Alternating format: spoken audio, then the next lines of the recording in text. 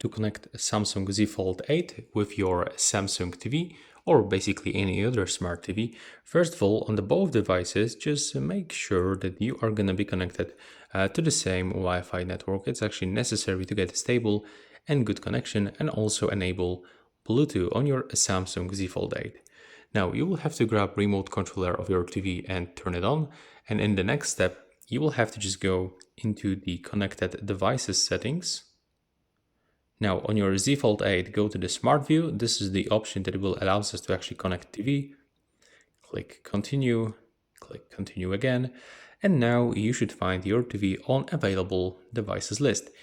And if your TV doesn't actually have a Chromecast support, you will have to click here, click on the settings, and you can also go for the labs. And that was a misclick for the labs, and enable this Google Cast devices. Now, when you go back and mark our TV, we have to click to start now.